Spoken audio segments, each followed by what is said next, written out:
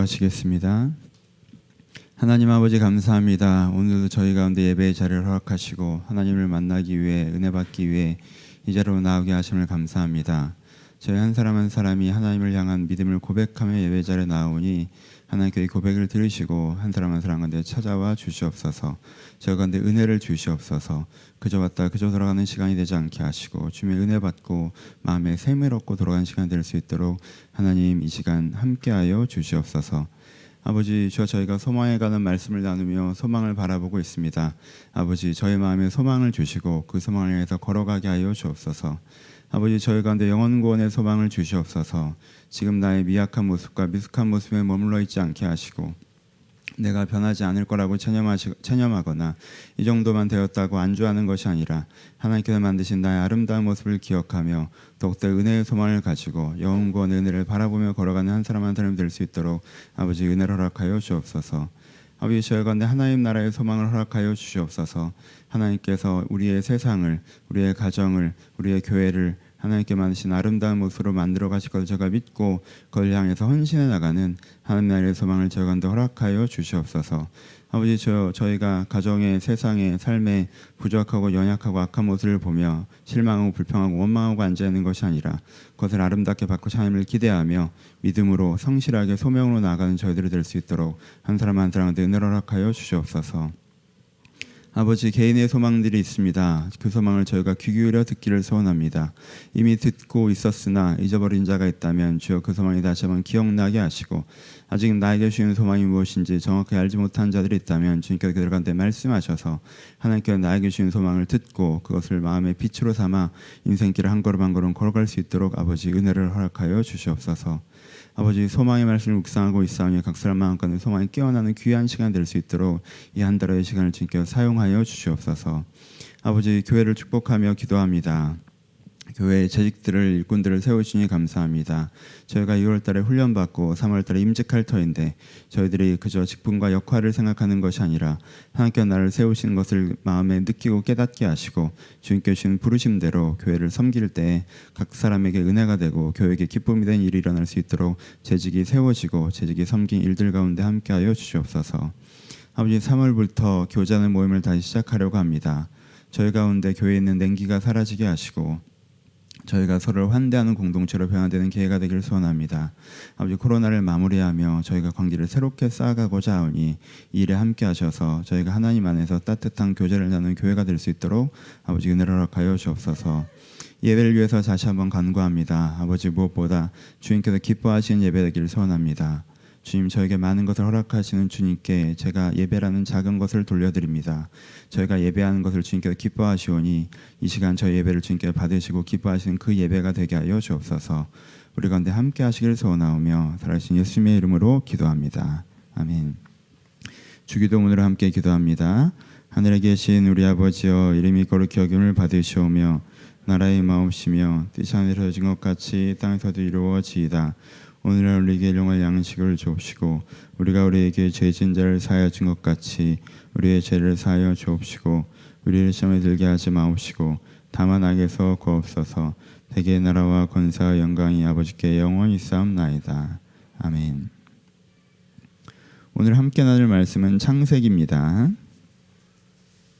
창세기 13장 6절에서 8절 말씀입니다. 창세기 13장 6절에서 8절 말씀.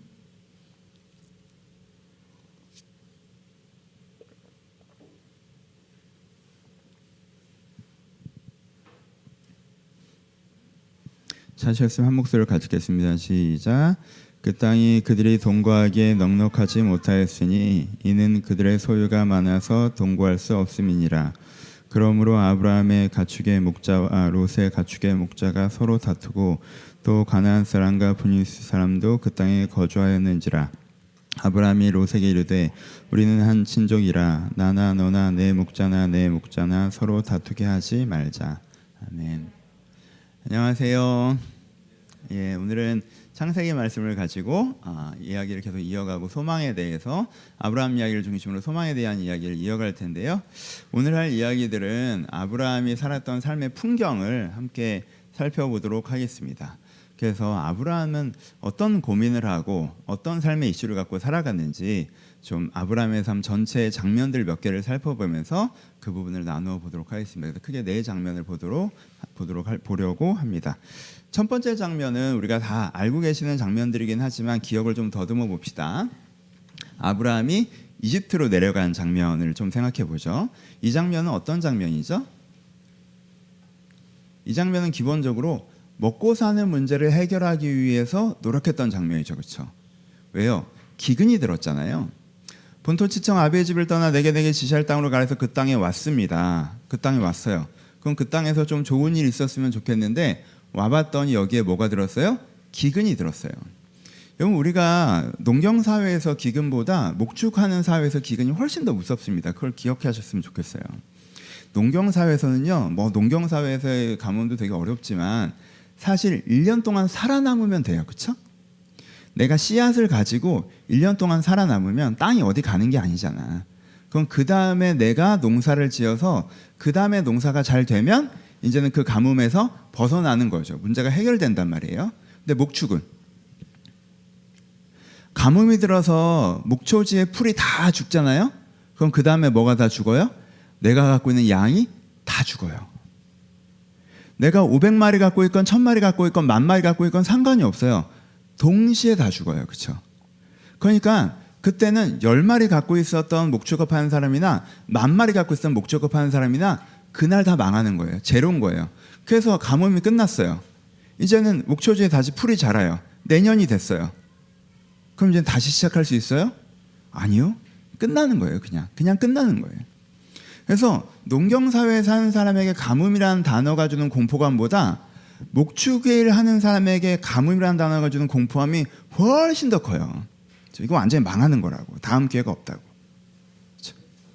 근데 여기에 왔는데 뭐가 들었어요? 가뭄이 들었어요. 그러니까 먹고 살 일이 너무 막막하지. 너무 무서운 거잖아요. 너무 무섭잖아요. 그러니까 내일 가서 목초지에 풀이 없으면 어떡해? 그럼 어떡해? 그러니까 어쩔 수 없이 어떻게 되는 거예요? 아브라함 입장에서는 조금 상황이 나은, 그래도 비가 좀 내리는, 그래도 좀 풀이 있는 지역으로 점점점 이동하는 거죠. 이동해 봤는데 이 다 문제야. 이제 가나안 땅은 이거 어디까지 넘어가요? 나일강이 있는 이집트까지 넘어가는 거죠. 그렇죠? 그러니까 먹고 사는 문제가 발생했고요. 이건 너무 심각한 문제라 뭐 다른 걸 생각할 여지도 없이 조금 더 나은 상황으로 이동하다가 그 기준으로만 보면 나일강이 흐르는 이집트가 그래도 목축을 안정적으로 할 수 있는 지역이기 때문에 넘어가는 거죠. 근데 거기엔 또 뭐가 문제야? 물은 있는데 치안이 안 좋죠. 그렇죠? 그러니까 이러다가 내가 살해당하게 생겼단 말이에요. 그러니까 또 그 고민을 하는 게 그 시절이죠. 이제부터가 더 중요한 얘기고 심각한 얘기지만, 심오한 얘기지만 오늘은 좀 전적인 배경을 보는 거기 때문에. 그렇죠? 그래서 첫 번째 아브라함이 갖고 있었던 삶의 정황 첫 장면에서 보여지는 건 어떤 거예요? 먹고 사는 문제에 고민하는 상황이었죠. 본문을 그래도 간단하게 읽어볼까요? 12장 10절부터 제가 그냥 읽어드리면, 그 땅에 기근이 들었으므로 아브라함이 이집트에 거류하려고 그리로 내려갔더니 이는 그 땅에 기근이 심하였습니다 라고 얘기하죠. 그렇죠? 그러니까 아브라함이 이 시절에는 뭐가 계속 고민이었을 거예요. 이 시절은 이게 하루마침의 일이 아니잖아요. 이거 어떡하지? 어디로 가야 돼? 여기서 계속 버티다가 큰일 나는 거 아니야? 어떻게 해야지? 계속 이제 이 고민을 이제 아브라함이 계속 하게 되는 거죠. 그렇죠? 두 번째 장면을 살펴볼까요? 그 다음 장면은 우리가 오늘 본문에서 읽었던 장면입니다. 오늘 본문에서 읽었던 장면을 보면 여기서 아브라함이 어떤 상황이에요? 상황이 많이 달라졌죠. 아브라함이 부자가 된 상황이에요. 가뭄은 지나갔고요. 그 다음부터 일이 되게 쭉쭉 잘 됐어요. 그래서 이게 목축업이 잘 되려면 이게 한도 끝도 없거든요. 되게. 농경은 내 밭이 100평이면 거기서 올해 풍년이 들었다고 해도 거기서 10배가 나오진 않아요. 그렇죠? 근데 목축업은 양들이 새끼를 많이 낳는데 다 건강한 애들만 낳고 걔네들이 안 죽고 잘 자라. 근데 걔네들이 또 새끼를 낳는데 막 많이 낳고 건강하고 잘 자라. 막 이게 한 두세 바퀴만 돌잖아요. 그럼 이게 기하급수적으로 늘어나거든요. 그러니까 어느 지점에서 아브라함이 되게 부자가 됐어요. 너무 좋은 일이죠. 먹고 사는 거 고민하고 막 가뭄이 들어서 쫄딱 망할까봐 어떻게 할 때보다는 상황이 너무 좋아진 거예요. 근데 이렇게 부자가 됐더니 마냥 행복해요? 이 부자가 된 상황에서 이제 두 가지 고민이 있는 거죠. 한 가지 고민은 뭐예요? 이 지역에 나만 양떼가 늘어났겠어요? 다들 양떼가 늘어난 거예요. 양떼가 늘어날 만한 그 기후적인 상황이나 이런 재반 여건이 잘 갖춰져서 이 지역 사람들이 같이 부자가 된 거기 때문에 그때부터는 무슨 싸움이 일어나기 시작해요? 양떼의 숫자는 굉장히 많은데 목초지는 제한돼 있단 말이에요. 그러니까 한 풀밭을 가지고 두 양떼가 싸워야 되는 경쟁적 상황이 시작되는 거예요. 그렇죠? 파이는 정해져 있단 말이에요. 풀은 정해져 있어요. 풀밭은. 근데 다들 이제는 양떼가 많아졌어. 옛날에 양떼가 적어서 가뭄이 들어 되게 양떼가 많지 않아서 이럴 때는 서로 평화롭게 살 수 있었어요. 쟤네 양떼가 풀 뜯고 우리 양떼가 풀 뜯어도 풀은 남잖아. 그러면 이제는 만나면 인사하고 잘 지냈어 하고 그냥 농담하고 할 수 있었죠. 근데 일이 어떻게 됐어요? 쟤네가 새벽같이 와서 양떼를 데려와서 풀을 다 뜯어 먹어버리면 내가 양떼를 들어갔을 때 먹을 풀이 없잖아. 그러면 이제 이쪽에서는 적당히 헤쳐 먹어야지. 니네가 다 먹으면 뭐 우린 죽으란 말이냐 하니까 롯은 또 조카잖아요. 친척 관계란 말이야. 자기 아브라함이 데려온 친구야. 근데 그 종들끼리는 계속 뭐 하는 거야? 이제 싸우는 거죠. 뭐 멱살 잡고 뭐 네가 먹었네, 내가 먹었네, 뭐 우리 양떼가 먼저 먹어야 되는 니네 양떼는 꺼져라. 뭐 이러고 그냥 싸움이 나는 거야 계속. 아브라함 입장에서는 이 친구랑 잘 지냈었는데 계속 얘랑 싸울 수밖에 없는 상황이 계속 벌어지는 거잖아요. 그러니까 여기서 종들만 싸우고 이 사람들은 아무 일이 없었겠어요? 아니죠. 아브라함 입장에서 종들 얘기를 들으면 아니 이번에는 우리가 먹었어야 되는데 얘네가 선 넘네 뭐 이런 게 있었을 거고, 저쪽 입장에서는 삼촌만 계속 해드십니까? 삼촌은 돈 많잖아요. 뭐 이런 것도 있었을 거고. 그러니까 이렇게 하다가 아브라함이 어느 시점에서 그 결정을 갈라서자 이렇게 낸 거잖아요, 사실. 그렇죠? 그러니까 사실은 이게 두 번째 이 아브라함의 상황은 뭐였냐면 돈은 많아졌어요. 그러니까 먹고 사는 문제는 지나왔는데 경쟁적인 상황에서의 갈등, 이런 상황이 이제 있는 거죠. 요즘식으로 하면 앞단에 이제는 취업이 안 돼가지고 막 힘든 거고, 손님이 안 들어와서 막 힘든 거고, 이게 뒷단에는 뭔 거예요, 그렇죠? 내가 이제 쭉쭉 승진하고 있는데 계속 하려면 내가 쟤를 잘라내야 되고 쟤는 나를 잘라내야 돼서 쟤도 나를 불꽃처럼 쳐다보고 나도 쟤를 불꽃처럼 쳐다봐야 되는 거죠. 옛날에 말단일 때는 서로 회사 욕하면서 화목하게 지냈는데 이제 그 좋은 시절은 다 지나간 거야. 그러니까 서로 되게 긴장선 있고 사무실 가면 이제는 피 튀기고 약간 이런 거지 사실. 그렇죠? 자영업하면서 같이 힘들 때는 이제는 되게 막 이렇게 그냥 옆집 있는 사장님들이랑 이렇게 떡도 나눠 먹고 그렇게 살았는데 같은 언덕에 커피숍이 3개가 들어가서 이제 피가 튀기는 거야. 제가 죽으면 내가 살고 이렇게 되는 거죠, 그렇죠? 장사가 안 되는 건 아니야. 전보다는 잘 돼. 근데 이제는 장난 없는 거지.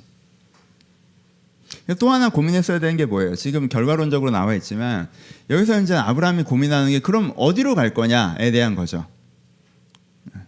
그러니까 이 양떼를 갖고 여기 남을 거냐, 아니면 저쪽으로 이동할 거냐. 그럼 롯이 가면 난 여기 있을 거냐, 롯이 저쪽으로 오면 난 이쪽으로 갈 거냐, 아니면 내가 저쪽으로 갈 거냐. 이게 결과론적으로 우리가 어떻게 되는지 결과는 알고 있지만 그게 고민의 과정이 있었겠죠, 그렇죠? 어디로 갈 거냐. 그러니까는 양떼가 많이 생겼는데 이 양떼를 어디다 둘 거냐. 요즘으로 하면 돈이 많이 생겼는데 이 돈을 어디다 넣어놓을 거냐. 잘 넣어놓으면 이게 2배, 3배가 될 것 같고 잘못 넣어놓으면 이게 절반이 되고 없어질 수도 있는데 이거 어디다 놔야 되냐. 이 고민인 거죠, 그렇죠? 그래서 여기 그냥 있을 거냐, 소돔 쪽으로 갈 거냐. 요즘엔 소돔이 대세인데 거기 간 사람들은 다 돈 벌었다고 하는데 그래서 롯은 걸로 가죠, 그렇죠? 근데 내가 거기 가는 게 맞나, 여기 남는 게 좋나, 이 고민이죠, 그렇죠? 이게 심오한 얘기는 오늘 안 하는 거예요. 그 안이 아니라 이제 풍경을 얘기하는 거예요. 아브라함이 무슨 고민을 하고 살았을지를 얘기하는 거죠, 그렇죠? 세 번째, 아브라함이 무슨 고민을 했겠어요? 이건 지난번에 설교한 거죠. 가족의 갈등이죠, 그렇죠? 하갈이 들어왔잖아요, 그렇죠? 그래서 간단하게 기억만 되새겨 볼까요? 아이디어를 낸 건 아내예요. 야, 아이가 없으니까 하가를 데려다가 종을 데려다가 우리가 아이를 이렇게 낳아보자. 나는 우리 가정의 제일 큰 고민거리를 해결하는 프로젝트를 아내가 제안을 해서 남편은 그냥 뭐 좋았는지 안 좋았는지 성경에 정확하게 안 나와 있지만 그래 네가 그렇게 하자고 하면 그렇게 하마. 그래서 그 프로젝트를 같이 했어요. 그래서 남편 입장은 그냥 성실하게 했다고 그냥 하자고 해서 근데 그렇게 하자고 해서 아이를 가졌고 그 여자가 애를 가졌길래 그냥 잘해줬어. 그랬더니 와이프가 와서 막 난리를 치는 거야. 막 네가 애를 잘해줘가지고 애가 싸가지가 없어졌고 나를 멸시하고 막 그러면 뭐 어떻게 해? 그럼 네 마음대로 해라고 했더니 또 걔를 막 학대해가지고 걔가 또 도망갔는데 그냥 또 내 애를 아주고 있고 막 그냥 난장판인 거지 그냥. 그러니까 이 부부 사이가 되게 나쁘지 않았거든요. 성경에서 톤은 정확하게 좋았다고 표현되어 있지는 않은데 좋았던 것 같은 톤이에요. 기본적으로 부부 사이가 좋았는데 이 사이에 이제 갈등의 이슈가 생긴 거죠. 그렇죠? 그 보통은 이슈가 생기잖아요. 부부 사이에 뭐 애초에 그냥 나쁜 사람은 부부가 안 되지. 근데 부부가 됐는데 재정 문제의 의견이 다르건 육아 문제의 의견이 다르건 뭐 어떤 그 뭐 집안의 살림 문제에서 의견이 다르건 뭐 커뮤니케이션 문제에서 의견이 다르건 그건 다른데 네가 잘했네 네가 잘못했네 이러면 이제는 갈등이 되는 거예요. 이 시기에 아브라함의 고민은 뭐였겠어요? 이제는 먹고 사는 것도 괜찮아. 이제는 그 경쟁적으로 하지 않아. 어느 정도 안정화됐어. 내 자리가 잡혔어. 근데 그 다음에 이제 뭐가 문제인 거야? 이제 얘랑 찌그락찌그락 하는 게 이제 문제인 거죠. 그렇죠?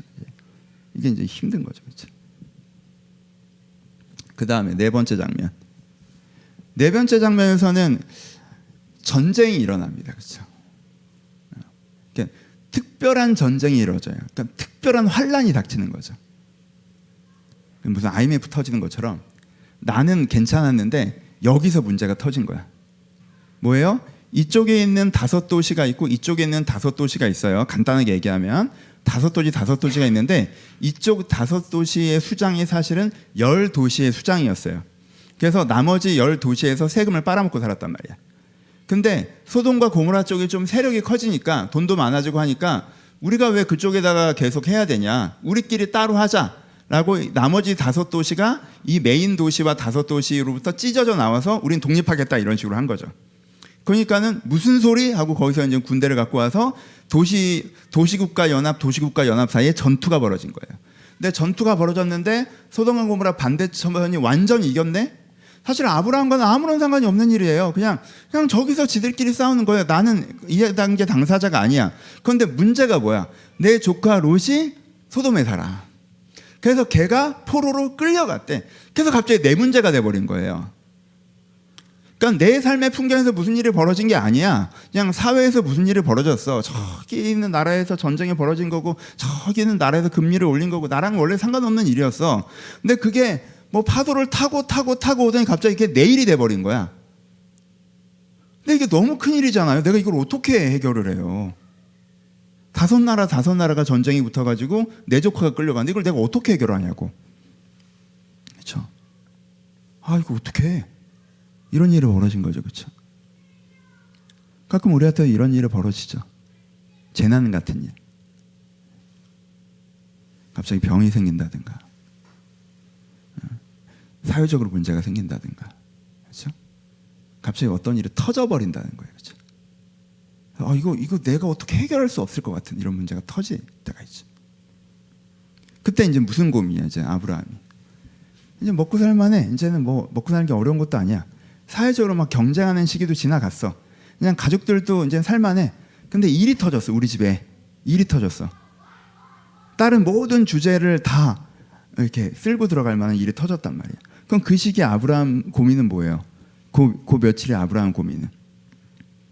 이거 어떡하지? 조카를 자식처럼 생각했으니까. 얘가 포로가 됐어. 여러분 그 당시에 포로와 종이 되면 얼마나 비참한 삶을 사는지 아시죠? 내가 아끼는 얘가 그런 사람이 아닌 가축의 삶을 살 수도 있다고 생각하면 내가 잠이 오겠어요? 그때 아브라함의 고민은 이거죠. 어떡하지? 그래서 어떻게 해요? 이건 뭐 이 내용을 갖고도 되게 많은 설교를 해야 되는 내용이지만 오늘 정황을 보는 거지만 결과만 간단히 말씀드리면 집에서 길리운 자 318명을 데려가가지고 이겨버리죠. 그렇죠?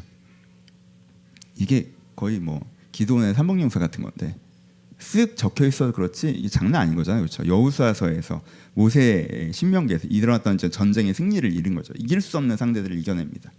그렇죠? 말도 안 되는 승리를 이끌어내죠. 대단한 거죠. 그리고 이제 롯을 데려오죠, 그렇죠? 근데 싸우기를 결정하고 300명한테 가자라고 하고 그 전장으로 달려갈 때까지 아브라함의 마음은요, 그렇죠? 당연히 이기는 싸움을 싸운 건 아니죠.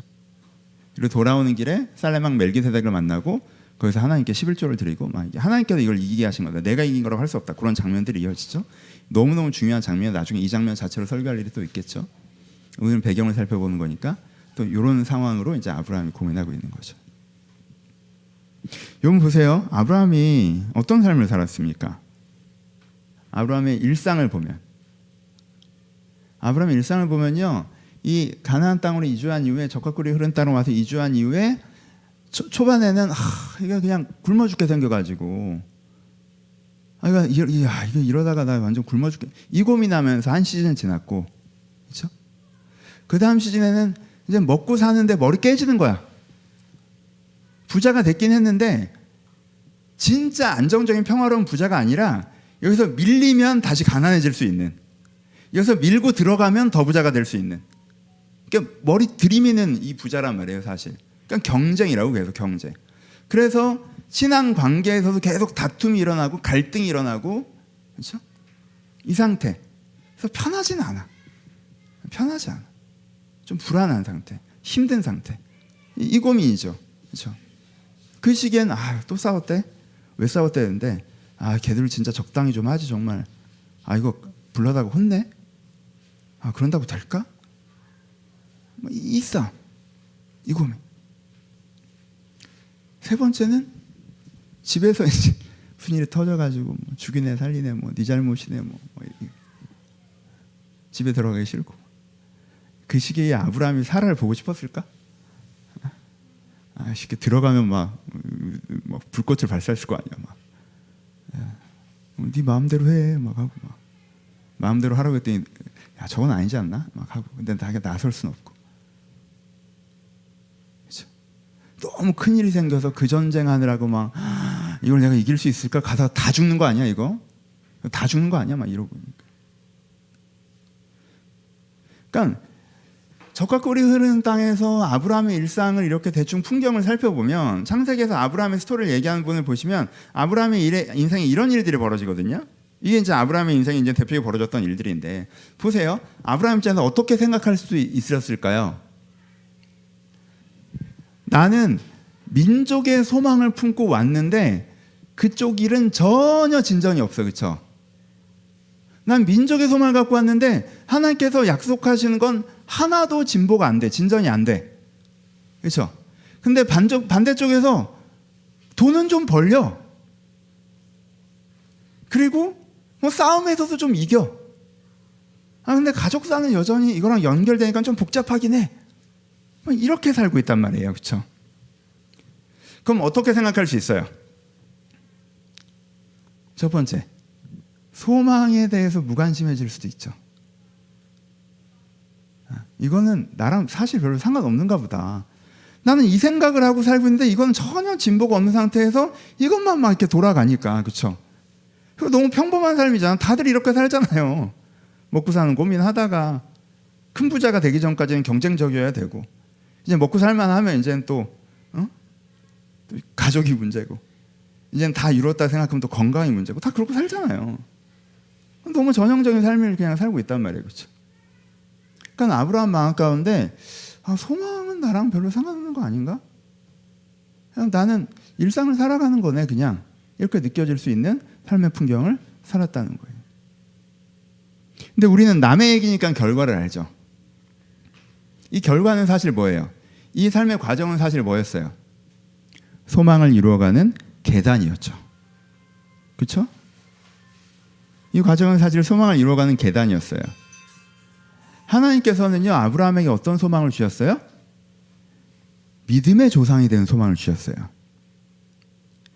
아브라함은 초기에 뭐에 꽂혀 있어요? 조상에 꽂혀 있죠. 조상이 돼야 되는 거야. 그럼 뭐가 있어야 돼? 아이가 있어야 되잖아요, 그렇죠? 근데 하나님은 어디에 꽂혀 계세요? 믿음에 꽂혀 있죠. 믿음의 조상이 돼야 돼. 조상이 되는 건 어려운 게 아니야. 애 태어나게 하는 건 일도 아니야. 근데 문제는 얘가 믿음의 조상이 돼야 된단 말이야. 이 사람의 아브라함의 후손들이 아브라함의 삶의 스토리를 보고 믿음이 무엇인지 깨달을 수 있는, 아브라함 자체가 온전한 믿음을 가져서 그 믿음을 계승할 수 있는 믿음의 조상이 돼야 된다고, 하나님 입장에서. 하나님 앞에서 중요한 건 앞에예요. 초기 아브라함에게 중요했던 건 뒤죠. 그러니까 뒤에 포커스를 두고 있었던 아브라함은 왜 조상을 안 해줘? 이거 왜 아예 하나를 안 낳아? 이 고민을 하지만 하나님은 지금 너한테 애 주면 넌 믿음의 조상이 될 일이 아니라 그냥 조상이 될 것 같은데, 그냥 네 자식 키우고 하나님이랑 상관없이 살 것 같은데, 그러니까 이제 못 주겠는 거야, 불안해서. 그렇잖아요. 항상 하나님의 고민이잖아요. 사울은 좀 왕을 쉽게 세워줬더니 애가 완전 상태가 안 좋아졌잖아. 그러니까 다윗한테 왕이 주기가 걱정되시잖아, 이렇게. 그래서 애를 막 광야에서 잡아 돌리고 이런 다음에 주잖아, 사람 만들어 놓고. 그렇죠? 그러니까 하나님은 믿음의 조상에 꽂혀 있다고. 그러니까 하나님은 지금 뭐라고 계신 거예요? 아브라함에게 믿음을 가르치고 계신 거죠. 그러니까 하나님 입장에서 뭐가 이루어지고 있는 거야? 소망이 이루어지고 있는 거지. 하나님은 신났어. 얘가, 얘 보소. 얘가 소돔 고모라가 훨씬 더 풍요로운 땅인데 글로 안 가고 여기 남네. 물론 롯에게 결정권을 줘서 그런 거지만 여기 남았구나.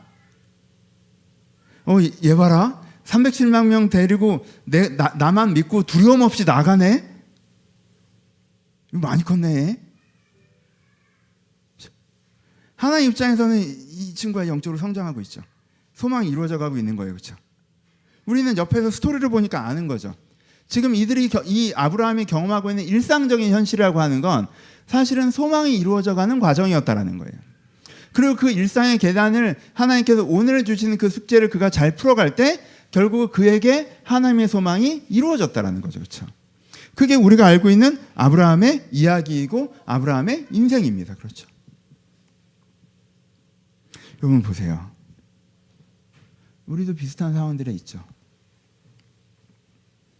무슨 고민하세요, 요즘에? 무슨 고민하세요? 하나님 나라의 위대한 일을 꿈꾸고 계십니까? 좋죠. 그것도 여러분들에게 있고 저에게 있죠. 근데 우리 일상의 고민이라는 건 아브라함과 비슷하게 1단계에서 이거 생존 고민을 하기도 하고 가뭄이 되는 시기의 분들도 있잖아요. 가뭄이란 말이야. 이대로 가면 이게 큰일 날 것 같은데? 어떤 분은 경쟁의 고민을 하고 남들은 야 괜찮다 성공했구나라고 하지만 내 입장은 그게 아니야. 여기서 머리 뒤밀고 풀밭은 하나인데 양떼는 둘이라고. 여기서 밀리면 끝이라는 말이야. 나는 그러고 있는 경우도 있고. 남들 보기에 평화롭지만 그거는 우리 집안 꼴을 몰라서 그러는 거고, 겉보기만 말짱하지 난 죽겠다. 집에 들어가기 싫다. 이럴 수도 있고. 그리고 지금 큰일이 벌어져서 건강의 문제, 재정의 문제, 큰일이 벌어져가지고 그것 때문에 고민하는 경우들도 있고, 그 고민들을 한단 말이에요. 소망의 일들은 내 인생에 막 이루어지는 것 같지는 않아. 그건 그냥 청년 때 했던 얘기인 것 같고, 하나님 나라 영원 구원 그거는 내 살갗에 안 갖는 얘기고 하나님께서 나에게 주신 무슨 삶 이런 건 없는 것 같고, 난 그냥 이 일상적인 고민 가운데 빠져 있으니까. 그렇죠? 이렇게 생각하시는 분들 많이 계시죠. 근데 그렇지가 않다는 거예요. 그게 아니에요. 여러분 생각해 보세요. 하나님이 A라는 소망을 얘기하셨어. 그리고 하나님이 B라는 오늘의 일상에서 내가 지금 신경 써야 되는 걸 얘기하셔. 그럼 이건 여기랑 연결되는 게예요. 그렇죠? 너무 당연한 얘기잖아요. 소망을 얘기하신 하나님이 일상의 평범한 A라는 이슈를 얘기하셔. 그러면 이게 이걸로 가는 계단이고 열쇠이지 않겠어요? 너무 당연한 얘기잖아요. 그렇죠? 근데 우리는 그렇게 생각을 잘 못해요. 이건 이거랑 상관없는 얘기라고 생각하고요. 이거랑 끊어져 있는 얘기라고 생각하고요. 그래서 이거에 매몰돼서 하나님 없이 이거에 매몰돼서 이 소망을 잃어버릴 때가 많다는 거죠. 아브라함은 이걸 하나님과 함께 다루어 가잖아요. 그래서 이 소망이 이루어지는 거죠. 그렇죠? 그걸 배우셔야 돼요. 여러분, 이게 산을 오른다고 하면요, 소망을 바라보는 건 산을 오르는 것과 비슷하다고 생각하는데, 산을 오른다고 하면요, 정상은 저기 있는데 정상은 저기 있는데 내 진행 방향은 저기서 오른쪽이나 왼쪽일 때도 있죠. 그렇죠? 난 저길 가는 건데 내가 걷는 등산로는 이쪽이란 말이야. 그래서 아니 저기로 이렇게 느낄 때가 있죠. 여러분, 능선을 타고 정상에 갈 때는 아예 어떻게 돼요? 아니 위로 가야 되는데 난 자꾸 아래로 가는 경우도 있죠. 능선을 타고 정상을 향해 갈 때는 아니 난 올라가는 건데 난 지금 정상을 향해 가는 건데 난 왜 내리막길을 걷는 거야? 이대로 가다가는 등산로 입고 나올 것 같이 계속 내려간단 말이야. 근데 원래 저기까지 가려면 내려갔다 올라가야 되거든. 그러니까 많은 사람들이 이 소망을 보는데 어떻게 생각하냐면 정상이 저기 있잖아요. 그럼 직선 코스여야 된다고 생각해요. 직선 코스. 딱 정상, 나 여기 점 2개가 찍혔으니까 최단 직선 코스를 딱 그어서 그렇게 이루어져 가는 걸 생각하고, 그게 아니면 길에서 벗어났다고 생각해요. 선로에서 이탈했다고 생각해요. 그래서 소망을 내려놓습니다. 방만하게 삶을 대합니다. 그래서 소망이 이루어지지 않아요. 걷질 않으니까.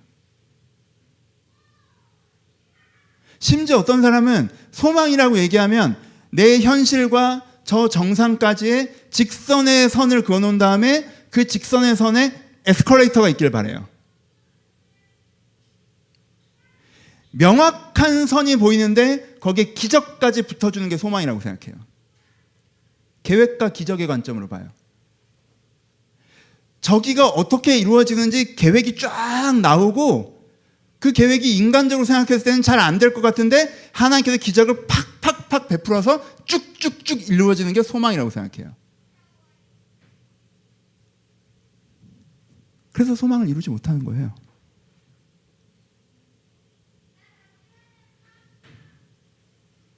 그건 계획이잖아. 소망은 막연한 거라니까, 기본적으로. 소망은 그 실체가 막연하기도 하고요. 거기까지 가서는 여정이 막연하기도 한 게 소망이에요. 여러분, 아브라함의 소망이 막연했죠. 다윗의 소망이 막연했습니다. 여러분, 바울의 소망은 명확했습니까? 베드로의 소망은 명확했나요? 아니요. 그들은 핵심적인 것을 알고 과정에선 어찌할지 모르게 그 과정들을 걸어갔어요. 하나님께서 때에 맞게 그를 인도하셨어요. 왜? 그 과정을 통해서 가르치셔야 되는 것들이 있고 그 과정을 또 이루실 것이 있었기 때문에. 그렇죠? 그러니까 우리가 어떻게 해야 돼요? 하나님께서 나에게 소망을 말씀하신다. 소망의 컨텐츠가 아무것도 없어도 돼요. 소망을 말씀하신다. 일단 그게 명확해야 되고, 그리고 일반적인 소망, 영원권의 소망, 지금보다 나를 훨씬 더 나은 사람으로 만드실 것이다. 하나님 나라의 소망, 내가 의미 있는 삶을 살게 하실 것이다. 그리고 내가 아직 잘 알지 못하는 나에게만 주어진 소망, 나 하나님께서 나에게 이런 모습과 이런 것들을 나에게 계획하고 나한테 원하신다 라는 소망의 그림을 가지고, 그럼 그게 어떻게 되느냐는 내가 그 어떻게 되느냐에 대한 계획이 계속 나오고, 그 계획대로 하나님이 기적을 베풀어서 쭉쭉쭉 편하게 가기를 바라는 게 아니라, 그럼 그걸 이루어지는데 하나님께서 오늘 나에게 어느 쪽으로 핀포인트를 주느냐, 하나님께서 요즘에 나한테 이걸 강조하시는구나 라고 하면 거기가 소망을 향한 계단이라고 생각하고 내딛는 거죠. 거기에 성실한 거예요. 그럼 여러분 삶의 소망이 이루어져 가요. 아브라함이 진짜 여기 와서 로드 또 조카가 잡혀가고 이건 또 무슨 난리야? 하나님 원하시는 적과 끓이는 땅에서 내가 마음 편한 날이 없어. 처음엔 가뭄이 들더니, 그 다음에 조카랑 싸우고, 그 다음에 또 그거 뭐 하갈이나 데려서 집안 풍지박산 나고, 이제는 또 살만해 또 이렇게 전쟁이 터져서 조카 끌려가고, 내 인생은 왜 이렇게 복잡하고 어려워? 내 인생에 이렇게 힘든 일만 생겨? 하나님 별로 안 도와주는 것 같아. 그런 뷰로 여러분들 일상을 보고 있지는 않으세요? 난 어릴 때 이렇게 힘들었고, 난 직장생활에서 이렇게 힘들었고, 난 이 일이 잘 안 풀리고, 그냥 그때 어찌 도와주시긴 하시는데 내 인생은 뭐.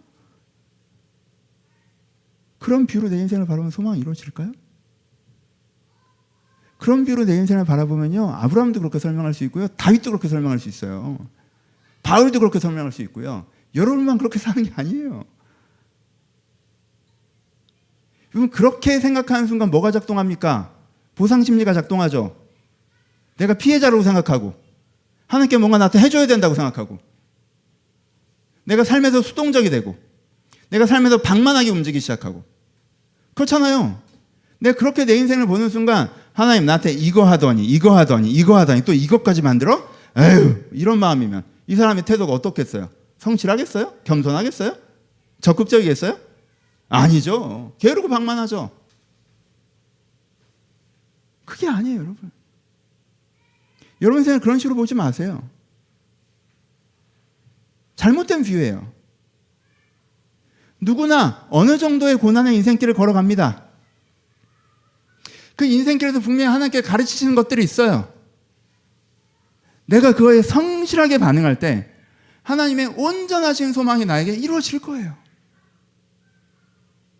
아브라함이 그렇게 보고 걸어갔어요. 그래서 아브라함이 아브라함인 거예요. 다윗이 그렇게 보고 걸어갔습니다. 그래서 다윗이 다윗인 겁니다. 근데 우리가 이름 모르는 많은 유다의 왕들을 보십시오. 여러분들이 이런 기억 못 하시는 그 사람들이 어떻게 했어요? 우리 아버지 성전에 들어가서 하다가 문둥병 걸렸어. 나는 성전에는 평생 안 들어갈 거야. 뭐 이런 식으로. 야, 우리 아버지 진짜 하나님 잘 믿는다고 난리치다가 이집트에 가서 죽었어. 패배해서 죽었어. 그래서 나 이제 하나님 안 믿고 바벨론 그거 믿을 거야. 이런 식으로. 야, 내가 그 왕인데 이 정도는 좀 누리고 살도 되지 않나? 나 궁전 지을래, 궁전. 난 우리나라를 최신 트렌드로 좀 바꿔서 잘 먹고 잘 살고 싶어. 나 그거. 여러분 이 이름에 해당되는 왕들 다 아시죠? 사금의 시간 열심히 하시는 분들은 누군지 이름이 다 떠올리실 거예요. 그렇죠? 그 사람들은 어떻게 했어요? 자기 인생을 어떻게 바라봐요? 다윗처럼 바라보지 않고 아브라함처럼 바라보지 않고 자기가 무슨 피해자인 것처럼 생각하고 자기 멋대로 해야 되는 권리가 생긴 것처럼 생각하고 소망을 바라보지 않고. 그렇죠? 그러니까 어떻게 하셔야 돼요? 소망에 대한 선명한 시선을 주시고 하나님께서 오늘 나에게 말씀하시는 계단에 집중해서 성실하셔야 돼요. 그럼 여러분 삶의 소망이 이루어집니다. 여러분 다양한 경우들이 있겠죠. 이 친구는 정말 하나님 보시기에 얘는 나의 선한 일을 할 친구야. 나의 선한 일을 할 친구야. 근데 얘는 세상을 너무 모르네. 세상을 너무 몰라. 그러면은 첫 직장은 세상이 얼마나 그지 같은지 깨닫게 해주는 대로 일단 집어넣자. 세상을 좀 알아야 될 것 같아. 그래서 이제 첫 직장에 딱 들어갔는데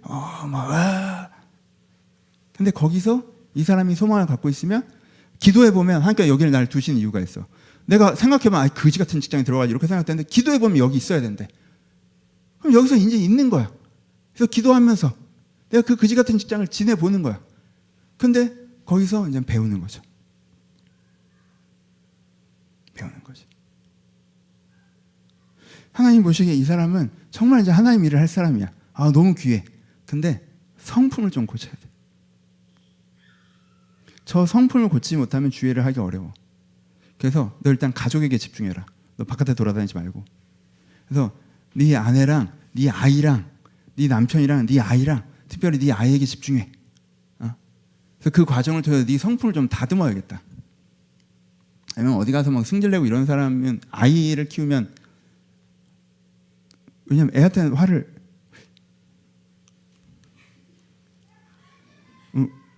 화를 못 내잖아요. 약하고 어린 존재고 내가 가르쳐야 되는 존재고 내가 모범이 돼야 되는 존재니까. 그래서 밖에 나가서 막 승질을 부리던 사람이 육아를 통해서 그 성품을 다듬을 수 있거든요. 저는 굉장히 열받았을 때 참는 법을 이한이한테 배웠어요. 난 한 번도 그 정도 열받았을 때는 참았던 적이 없거든. 난 이 정도 열받았으면 내가 화를 터트려도 된다고 생각하고 사는 사람인데 그 와중에서 유일하게 아이씨 하고 참았어. 그걸 한번 배웠단 말이야. 그 얼마나 재밌는 경험이었냐면 참아도 되더라고. 원래 그전에 그 정도 열받으면 내가 원래 끈을 놓는 게 습관이었던 거지 그게 당위는 아니었더라고요. 그다음부터 인내심이 좀 늘었어요. 이 얘기 듣고 또 나 승질내면 목사님 참는 거 배우셨다면서요. 그러지 마요. 이런 일을 하면 안 돼요. 설교 시간에. 하여튼 갑자기. 하여튼 가정에서 사랑을 배우죠. 넌 사랑을 배워야 하나님 일을 할 수가 있어. 아이를 통해서 사랑을 배워요. 그 시간은 아이에게 집중하게 하고 가정에 집중하게 하고 연애에 집중하게 하고 친구들에게 좀 집중하게 하고 막 일 안 시키고 사람들 만나게 하죠. 그럴 수 있죠. 그러면 사람들한테 성실하게 돼요. 왜 내가 사회적으로는 막히고 여기에 두실까? 그럼 거기에 성실하면 돼요. 기도해봤는데 하나님께 나에게 주는 마음은 가족에 대한 마음이야. 그럼 평생 그래 이제 난 사회적으로 그게 아니야. 그거 집중하시면 돼 일단. 그렇죠? 내가 이 사람에 대해서 하나님께서 사용하시려고 하시는데 하나님의 큰 일을 하시려고 하시는데 이 친구가 약간 기본기가 약해. 기본기가. 기도하고 말씀 보고 이게 안 돼. 그래서 얘는 정말 본격적으로 주님의 일이 시작되면 이 습관이 안 돼 있으면 기도도 안 하고 말씀도 안 보고 왜냐하면 평소에도 잘 안 하거든 얘가. 근데 진짜 내 하나님의 일이 시작되면 기도도 안 하고 말씀도 안 보래야. 그건 정신없이 돌아가거든. 그러면 지 뜻대로 하다가 큰 사고 날 친구야. 그래서 이제는 기도하고 말씀 보는 거 그 하루에 한 30분 기도하고 30분 말씀 보는 것만 딱 가르치면 이제는 투입 예정이야. 그래서 이제 얘한테는 계속 아직 뭐가 일어나진 않아. 근데 계속 하나님 뭐 내 소망을 얘기하면 계속 너 기도해라. 너 성경 봐라. 이 마음만 계속 주셔. 근데 잔소리 같아. 잔소리 같아. 근데 거기서 그걸 잔소리라고 생각하고 끝까지 안 들어먹으면 이제 그 다음 단계가 어려워지는 거고. 거기서 이제는 그래 다 됐고 그래 이거부터 해보자라고 해서 이 사람이 그걸 익숙히 익히면 그 다음이 펼쳐지겠죠. 이제는 다 준비가 됐어. 근데 네가 한번 뛰어내리는 게 필요해. 본토 친척 아베의 집을 떠나는 것처럼 됐어. 이제 내가 너를 다 준비시켰어. 이젠 뛰어. 절벽에서 뛰어.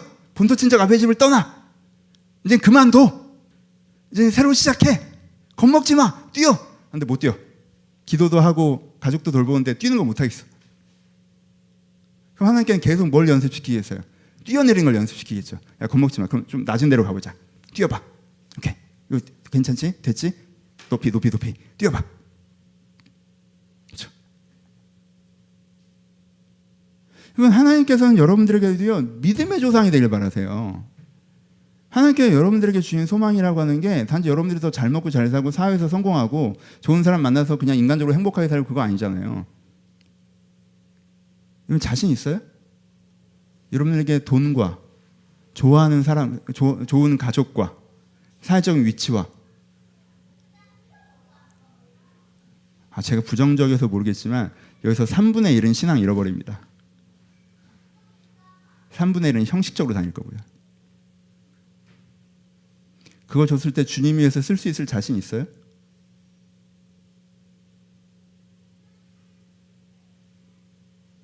그 준비가 되셨어요?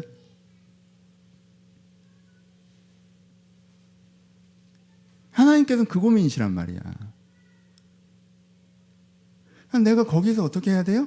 반응해내는 게 되게 중요해요. 반응해내는 게 되게 중요해요. 그렇잖아요. 우리끼리 많이 보잖아요. 작은 성공을 하더니 성품이 변하는 사람, 겸손하고 신앙 좋은 사람인 줄 알았더니 옆에 없어요? 난 있던데. 사람 변하던데. 그렇죠? 먹고 살만 하더니 아무 생각 없어지는 친구. 그냥 결혼해서 행복하고 남편도 돈 잘 벌고 나도 돈 잘 벌고 애들 키우기 바쁘고 신앙적으로 아무 생각이 없어지던데.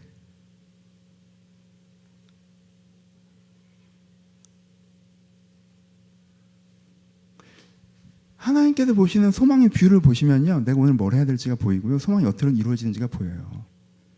내가 보는 내 인생의 뷰에 갇혀 있으니까 뭐 하나님께서 나한테 뭐 잘못하는 것 같고 뭐가 안 되는 것 같고 이렇게 보이는 거지. 뷰를 바꾸셔야 돼요. 뷰를 바꾸셔야 돼요. 여러분, 게임의 룰을 만드는 건 하나님이에요. 내가 룰을 만드는 게 아니잖아. 그러니까 왜 농구장에 와서 왜 3초 바이올레이션 왜 있냐, 왜 5발은 뛰면 안 되냐 이러지 마세요. 룰을 만드는 건 하나님이라고. 어떤 면에서 내가 거기에서 하나님께서 어떤 식으로 내 인생의 소망을 이루어 가시는지에 대한 뷰를 성경을 통해서 보면 내가 오늘 집중할 게 보인다니까요. 그럼 그게 분명히 계단이에요. 여러분, 그런 거 있어요. 저는 첫 직장을 진짜 사랑하는데, 제가 충영교회 정말 제가 사랑받고 너무, 그런데 그 교회 너무 아름다운 교회인데 제가 있었던 시기가 조금 어려운 시기였거든요. 막 정말 그지 같은 시기였단 말이야. 되게 정말 그지 같은 시기. 난 여기서 뭘 하는 걸까? 제가 요즘에 정말 감사한 게 뭐냐면요, 여러분, 전 지금 요즘에 학처럼 삽니다. 고고하게. 저 여러분 얼마나 고고하게 살아요. 저 주중에 나와서요, 말씀 보고 말씀에 대한 영상 찍고 묵상하고 글 쓰고 저를 좋아하고 신뢰해 주는 사람과 만나서 내가 생각하기에 좋은 삶의 조언을 하고 이러고 집에 가요. 얼마나 고고하게 학처럼 선비처럼 삽니까? 근데 감사하게도 뭐 제 착각인지 모르겠지만 여러분들이 저를 바라볼 때 목사님 참 세상 물정 모른다라는 얘기는 안 들어요. 왜? 초기 10년 직장생활을 그지같이 해가지고 그지같이 했다는 말이 약간 두 가지 의미인 거 아시겠죠? 저한테 꼭 필요한 곳에 저를 두셨어요. 그때도 제가 학처럼 살았으면 저한테 현실 감각이란 게 없었을 것 같아요. 지금도 너무 이상적인 얘기를 하는 게 제 문제이기도 한데 여러분들 훨씬 더 이상적인 얘기만 하는 사람이 될 수도 있다고 생각해요. 뭐 제 편견일 수도 있겠지만 하나님께 뛰어내리려고 하셨던 적이 있죠. 어쩌면서는 별거 아닐지 모르겠지만 낮은 높이지만 저한테 개척은 뛰어내리는 거였어요. 나 그때 2천만 원밖에 없었단 말이야. 아들이 5살이고 천에 40짜리 월세집 살고 있는 돈은 1,000만 원이었다고. 개척하겠다고 했더니 10명이 찾아왔어. 첫 모임하고 5명이 갔어. 안 오겠대. 그럼 오픈 예배하고 나머지 5명 중에 한 4명도 갈 수도 있을 것 같더라고. 제가 오픈 예배 드리기 2주일 전에 정직하게 인간적으로 딱 계산해 봤을 때 절대 우리 교회를 다니겠다고 확신이 되는 사람은 1명이었어요. 얘는 다니겠구나. 나머지는 난 모르겠더라고 사실. 나머지는 와 봐서 결정할 상황이었단 말이야. 내 입장에는 그거 뛰어내리는 거였다고요. 그렇죠? 아까도 얘기했지만 저 이 아이를 통해서 되게 많이 배웠어요. 개척하고 첫 때 하나님께서 저에게 주셨던 가장 큰 마음은 가만히 있으라는 거였어요. 가만히 있으라. 내가 얼마나 많은 걸 하고 싶었겠어요. 여러분 저는 부서를 맡아서 인원 늘리는 걸 실패해 본 적이 없어요. 26살 때부터 38살 때까지. 그래서 난 내가 개척해서 인원 늘리는 걸 실패할 거라고 생각하지 않았단 말이에요. 일단 시작을 하면. 근데 기도하면 가만히 있으래. 그래서 저는 그 10평짜리 오피스텔 여러분 거기 햇빛도 잘 안 되는 거 기억하세요? 가만히 있었어요. 가만히 해서 기도하고 촛불 켜놓고 기도했다가 식탁에 앉아서 기도했다가 엎어져서 기도했다가 응? 가만히 있고 그리고 애 보고 응? 유치원 끝나면 엄마들 서 있는데 나 서 있고 애들 데리고 놀이터에서 놀려주고 제가 그때 생각할 때 저는 이제 개척을 했으니까 난 준비된 하나님의 일꾼으로 이제부터 내가 뭘 펼치는구나 라고 생각했는데 여러분 제가 그때 열심히 했잖아요. 그럼 지금의 목회와 전혀 다른 목회를 했을 거예요. 옛날에 저 아시는 분들은 아시죠? 전 개척 전에 이렇게 목회하지 않았어요. 저는 훨씬 더 기획적인 목회를 했고 업무적인 목회를 했어요. 조직적인 목회를 했고 제가 배웠던 게 그거고 할 줄 아는 게 그거였어요. 그러니 당연히 그때 그냥 했으면 그걸 했겠지. 하나님께서 저에게 하라고 하시는 소소한 것들이 있어요. 너 이거 해라. 기도생활, 말씀생활 이거 해라 하시는 게 있어요. 내가 제일 안 들어 처먹은 거예요. 진짜 안 들은 거. 지금도 제일 잘 안 들었던 거. 저는 제가 그거를 좀 더 성실하게 하나님 앞에서 내가 반응했으면 지금보다 내 개인 구원이나 교회 공동체에 훨씬 더 소망이 많이 이루어졌을 거라고 생각해요. 전 거기에 제대로 반응해내지 못했어요. 부끄럽지만 좀 아쉬워요.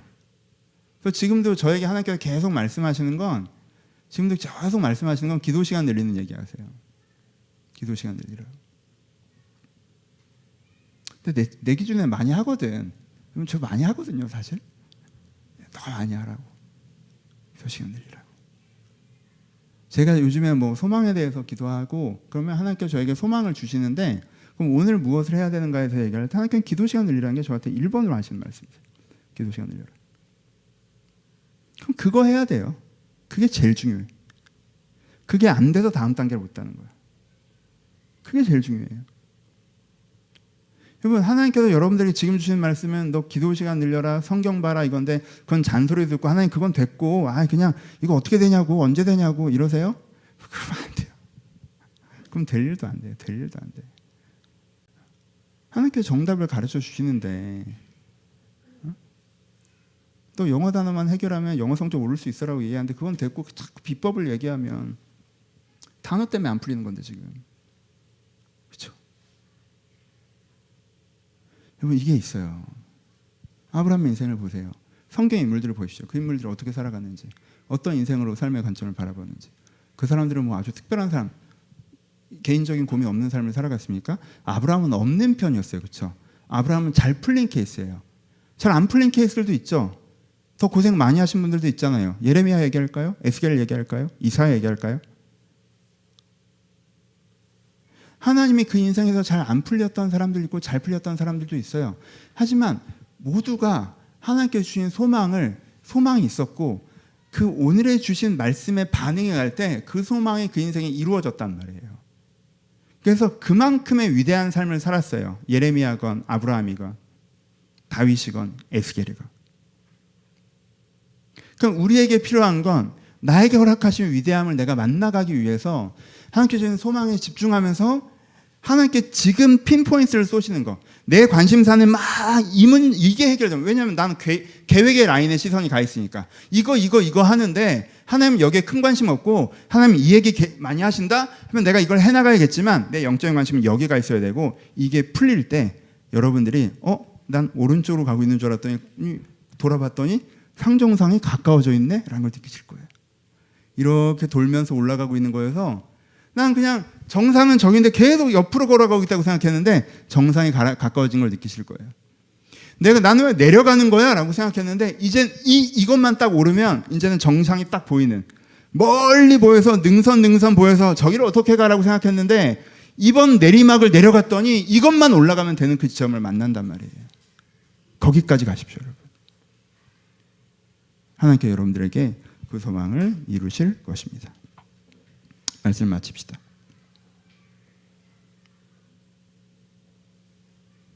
여러분, 오늘의 소망을 향한 계단이 분명히 숨겨져 있습니다. 오늘 소망을 향한 계단이 분명히 숨겨져 있어요. 내 인생에 소망이 없다고 오해하지 마세요. 내가 막다른 골목에 있다고 착각하지 마십시오. 여기가 내 인생의 정상이구나. 난 그냥 이 정도의 삶을 사는 거구나. 아니요, 그렇지 않습니다. 오늘에 분명히 소망을 향한 계단이 숨겨져 있습니다. 그러니 그 소망을 명확하게 바라보는 형태에서 그 계단에 오르세요. 그것이 여러분들이 새로운 도전을 하는 것이고, 여러분들에게 주어진 현실에 충실하는 것이고, 기도를 시작하는 것이건, 사람을 돌보는 것이건, 여러분들이 서 있는 자리에서 뛰어내리는 것이건, 무엇일지 모르죠, 저는.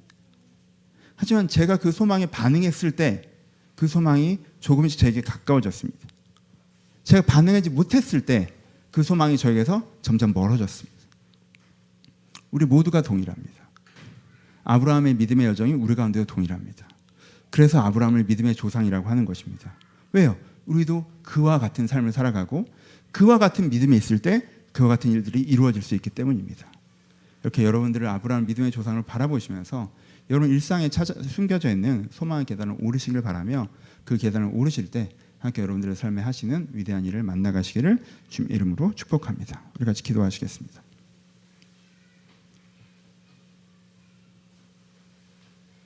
우리 들으신 말씀 생각하시면서 기도하시는데, 제가 이 설교를 하면서 가장 강조하는 것은 삶에 대한 감정선입니다. 여러분 혹시 여러분들 지금 여러분의 삶을 바라보는 감정선이 소망이 없으시다면, 불안과 긴장 이런 게 내 삶의 감정선이고, 체념과 우울, 그냥 무기력 이런 것이 내 삶의 감정선이라면, 나쁘지 않은 삶인데 뭔가 이게 전부인가라는 시큰둥함 이런 것이 여러분 삶의 감정선이라면 여러분들 소망을 다시 바라보셨으면 좋겠습니다. 소망을 바라보긴 하는데 안 될 것 같다라고 하신다면 오늘 그 계단이 여러분들의 삶에 있다는 걸 꼭 믿으시고 오늘 발견하셨으면 좋겠습니다. 여러분 마음 가운데 삶에 대한 설레임이 계속 회복되었으면 좋겠습니다. 소망이라는 단어를 가지시고 우리 함께 기도하셨으면 좋겠습니다. 기도하겠습니다.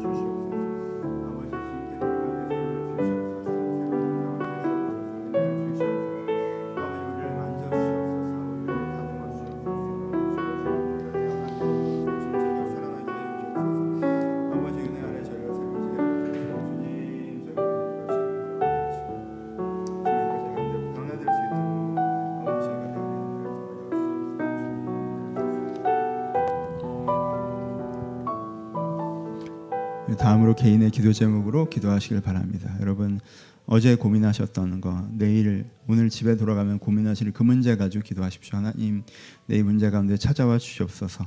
아브라함에게도 삶에 많은 문제가 있었던 것처럼 저에게도 이런 문제들이 있습니다. 이 문제 하나님과 함께하는 것이 은혜의 길이고 구원의 길인 것을 제가 알겠사오니 이 문제 가운데 찾아와 달라고 여러분들의 모든 개인의 기도 제목들을 가지고 하나님께 기도하기를 소원합니다. 기도하겠습니다. 아버지 아브라함 그랬던 것처럼 아버지 요즘 회사에서 아버지 경쟁하며 아버지 한 풀밭에서 머리를 맞대고 싸우는 일들이 벌어집니다. 아버지 이 싸움이 지치기도 하고 이 싸움이 피곤하기도 합니다. 아버지 화평해야 될 같은 사람들이 있는 사람들에 저희가 경쟁하고 서로를 공격하는 일들이 저희가 그 피로감이 저희 가운데 있습니다. 아버지 먹고 사는 일이 막막합니다. 주님 가뭄이 들었습니다. 주님 가뭄이 들었습니다.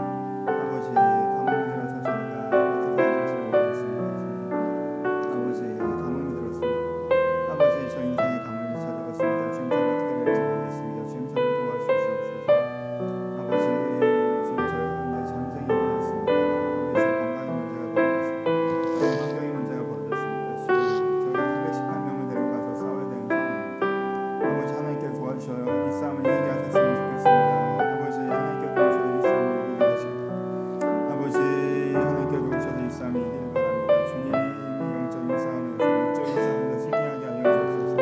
아버지 318명의 아브라함을 이기게 하시던 하나님께서 아버지 우리를 이기게 하시면 저희가 경험하게 하여 주옵소서. 아버지 주여 저희가 이긴다를 이길 수 있고 이길 수 있고 이긴다라는 사실 저희가 믿고 나아가게 하여 주옵소서. 하나님 이 싸움에 승리를 주옵소서. 아버지 이 싸움에 승리를 주옵소서. 주님 주님께 이 싸움에 승리를 주시길 소원합니다. 아버지 주님께 이 싸움에 승리를 주시길 소원합니다. 아버지 갈등이 있습니다. 아버지 가족 간에 깊은 갈등이 있습니다. 아버지 여기에 찾아오셔서 치유하시길 소원합니다. 주님 찾아오셔서 치유하시길 소원합니다. 아버지 주님께서 찾아오셔서 치유하시길 소원합니다. 주님 찾아오셔서 치유하시길 소원합니다. 아버지 찾아오셔서 치유하시길 소원합니다. 주님 찾아오셔서 치유하시길 소원합니다. 이 문제가 하나님께만 주님 저를 데리고 오시길 소원합니다. 우리 한 번 더 기도할 때 중보하며 기도하도록 하겠습니다. 우리도 비슷한 문제를 가지고 살아갑니다. 가뭄이 들어 먹고 사는 문제가 어려운 사람들도 있고 경쟁 사회에서 갈등하며 충돌하며 사는 사람도 있고 가정의 문제가 생겨 마음이 아픈 사람들도 있고 인생의 건강의 문제나 다른 큰 문제가 생겨도 고민하는 분들도 계십니다. 여러분들 주변에 이런 분들이 있다면 여러분 마음에 품고 기도해 주셨으면 좋겠습니다. 그리고 여러분들에게 이런 문제가 있다면 여러분들 자신을 위해서 중보하셨으면 좋겠습니다. 하나님 이 문제 가운데 찾아와 주시옵소서. 아브라함이 그런 문제 가운데 있을 때 찾아오셔서 해결해 주신 하나님 나에게 우리에게도 이런 문제 가운데 찾아와 주시니까 해결하여 달라고 여러분들 주변 사람들을 위하여서 우리 같이 중보하며 기도하도록 하겠습니다. 기도하겠습니다. 아버지 주님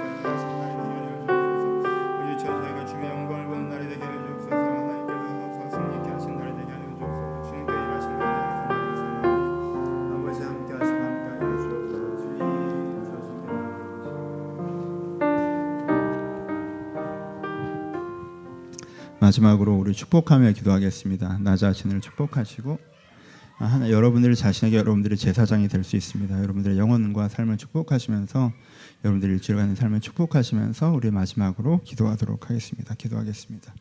하나님 아버지 한 사람 한 사람 주의 이름 축복합니다. 주님 우리들의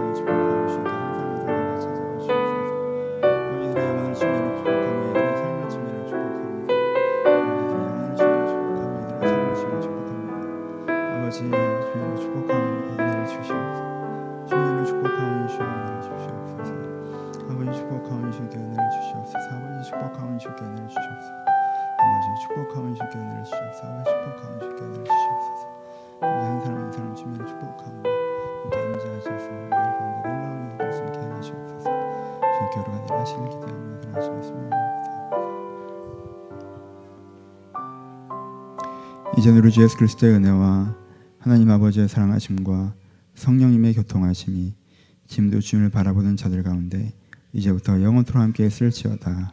아멘.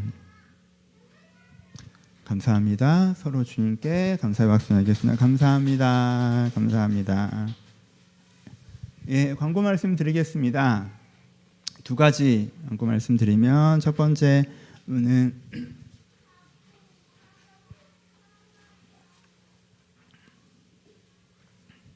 저희가 재직 선출이 완료되고요. 저희가 2월 12일에 재직 수련회가 있습니다. 교회에서 그냥 일일 수련회로 해서 재직 교육의 기간들이 있고요. 교육의 과정을 있고, 그리고 저희가 3월 첫째 주에 임직식으로 이어지도록 하겠습니다. 그래서 2월 달은 재직분들께서 훈련 받으시는 달이고, 3월 달부터 재직분들께서 이제 봉사하시고 함께 일하시는 달이 시작될 것 같습니다. 세워진 분들에게 감사의 말씀 드리고, 세워주신 분들에게도 감사의 말씀 드리고, 세워주신 분들도 기도해 주시고, 세워진 분들도 기도해 주셔서 교회 봉사하는 손길들이 많아지면서 하나님 앞에 좀 더 따뜻하고 풍성한 교회가 될 수 있도록, 좋은 계기가 될 수 있도록 기억해 주셨으면 좋겠고요. 2월 12일에 재직 수련회 있는 것, 그리고 3월 첫째 주에 임직식 있는 것 기억해 주시고 기도해 주셨으면 좋겠습니다. 그리고 저희가 해서 3월 둘째 주부터 오프라인 모임을 완전히 정상화하려고 합니다. 이제 내일부터 이제 뭐 마스크 선택이긴 하지만 이제 기본적으로 이제는 자유로워지는 거죠. 교회가 코로나 지나면서 새 모임으로 나누어진다라고 말씀을 드렸습니다. 온라인에 지금도 남아 계신 분들 많이 계시죠? 온라인에 남으신 분들은 온라인으로 계속 신앙생활 해가셔도 됩니다. 온라인 신앙생활을 하시면 될 것 같고요. 근데 여러분, 그게 이제 편의가 이유가 되면 안 되고, 그것이 여러분들의 영성에 더 도움이 된다. 먼 길 교회 왔다 갔다 하면서 예배드리는 게 나에게 더 좋기보다 내가 집에서 잠잠히 기도하고 예배하는 게 더 도움이 됩니다 라고 하신 분들은 온라인에 남아주셨으면 좋겠고, 그렇게 하시면 되고요. 두 번째는 온오프 병행하시는 분들도 말씀을 드렸습니다. 내가 온라인 2주, 오프라인 2주, 그리고 모임은 월 모임 한 번 정도, 온오프 모임하는 분들끼리 모임을 좀 하고 이렇게 내가 신앙생활 해나가겠다 하는 분들도 온오프라인으로, 사실은 코로나 후반부에는 이렇게 하신 분들이 지금 가장 많으시죠. 그래서 온오프로 하시겠다 하는 분들도 있고요. 좋습니다. 근데 저희가 이제까지 완전히 크로스했다가 새로 3년 동안 안 열었던 건 100% 오프라인 교회입니다. 그렇죠? 이건 이제 3월 둘째 주부터 어떤 면에서 조금 더 공식적으로 시작한다라고 생각을 합니다. 여러분, 모든 분들이 오라고 하진 않아요. 저는, 그렇죠? 저는 그건 존중합니다. 하지만 저는 그게 유일한 방법이거나 더 좋은 방법이라고 생각하지도 않습니다. 저는 오프라인 모임이 좋은 분들이 분명히 계시고요. 우리가 이제까지 해왔던 대로 오프라인에서 매주 만나서 함께 교제하는 교회가 잘 만들어져야 된다고 생각합니다. 지금 교회의 가장 큰 숙제는, 저희가 코로나 기간에는 좀 더 온라인에 집중하고 온오프 병행에 집중했다면, 지금 교회의 숙제는 100% 오프라인 모임을 다시 세우는 것입니다. 이 교회를. 그리고 좁은 의미로 나무의 숨 교회라고 하면 100% 오프라인 모임을 얘기하는 것입니다. 그렇죠? 그래서 이걸 우리가 잘 세워나가야 되는 출발선에 서 있다고 생각하고, 저는 이 부분에 대해서 굉장히 다시 개척하는 설렘이 있다라고 반복적으로 말씀을 드렸습니다. 하나님께서 교회에 새롭게 시작할 수 있는 기회를 주셨다라고 생각을 합니다. 그래서 2월 달에 이제 계속 광고 드린 것처럼 여러분들 어느 정도 선택을 해주셨으니까 2월 달에 최종적으로 100% 저는 매주 현장 예배를 드릴 거예요. 그리고 전 예배만 드릴 거예요도 어떤 면에서는 그냥 오프라인 솔로이기 때문에 그거는 하고요. 100% 오프라인 모임인데 전 교제와 이런 공동체에 참여하겠습니다라는 멤버를 2월 달에 확정할 거고요. 그리고 그 멤버 중심으로 오프라인 교회를 만들어 가려고 합니다. 두 가지에서 3월 달부터 하려고 하고요. 시작하려고 하고, 세 가지 정도 말씀드리면, 하나는 저희 교회가 가지고 있었던 약점을 풀 수 있는 되게 좋은 기회라고 생각을 합니다. 저희 교회가 제 잘못인데, 항상 제 잘못이죠. 제 잘못인데, 한 가지 저희 교회가 들어왔던 평이 되게 깊게 들어가면 분명히 따뜻함이 있는 교회지만 좀 냉랭함이 있는 교회다라는 평가를 많이 들었었는데, 이유는 두 가지라고 생각합니다. 저희 교회가 은근히 여러분 들고 나는 사람이 많은 교회예요. 그러니까 저희 교회가 좀 냉랭한 분위기가 됐던 이유 중에 하나는 게스트가 되게 많이 온 교회거든요. 그래서 개척 초기부터 한 번 인사드리러 오는 사람들이 되게 많았어요.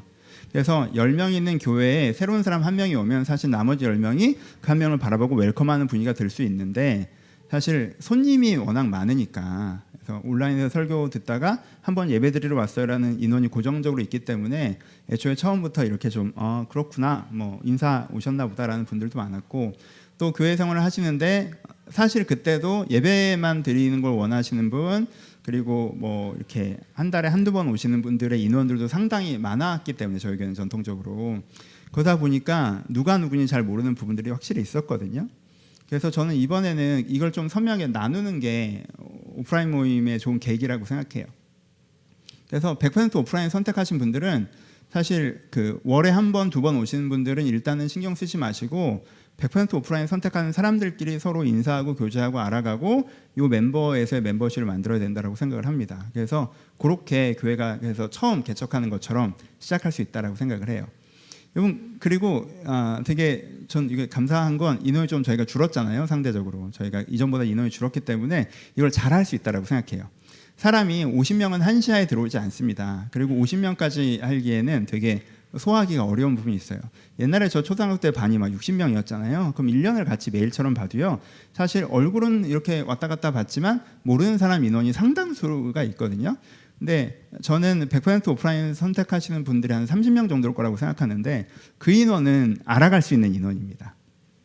그리고 굉장히 그 동등한 게 저희가 2부 예배 모임이 있었고 또 1부 예배도 저희가 전원이 친했던 게 아니고 또 코로나 기간에 오신 분들도 있어요. 그래서 여러분 정말 개척하는 것처럼 여기에 교회를 잘 알고 교회 생활 하신 분들이 그렇지 않은 분들이 있는 게 아니라 그 30명은 비슷하게 동등하십니다. 그러니까 서로 잘 모르세요. 다. 교회 10년 다니신 분이나 뭐 작년에 오신 분들이나 비슷하게 서로 모르세요. 그래서 비슷하게 어색할 거거든요. 그래서 이제 그 출발점 윤이 지금 개척 멤버인데 아직도 여기서 모르지. 절반 아니? 윤이야? 절반까지? 다 알아? 다 알아? 무슨 말 하네? 약간 그런 부분들. 그래서 새롭게 만들어가고 싶은 마음들이 있습니다. 그래서 3월 달부터 저희 교회가 맨 처음에 공사를 좀 하고 이제 교회를 처음부터 시작하는데 뭐 비전을 하는 게 아니라 교회 기초를 닦는 거예요. 그래서 공간 만들었고 재직 세우고 3월 달부터 해야 되는 거는 테마적으로 한 단어로 뭉치면 오프라인 모임 중심에서 하는 환대하는 공동체입니다.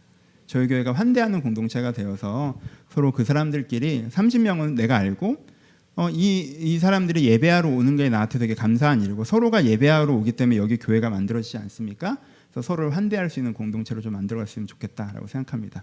그래서 이제는 제가 계속 뭐 공사 얘기했었고 그다음에 이제 재직회 얘기 계속 했었고 근데 이제부터 한두 달 정도는 제가 이 환대하는 공동체에 대한 얘기를 계속 하려고 합니다. 그러니까 교회의 큰 기도 제목이고 다음으로 우리가 해야 되는 아이스 브레이킹이니까요. 여러분들 관심 갖고 기도해 주셔서 그냥 뭐 문화적으로 인사하라는 거지가 아니라 여러분들 좀 더 마음을 열고 교회가 서로에게 따뜻한 공간이 되는 계기가 되었으면 좋겠습니다. 라는 마음으로 나눠봤고요.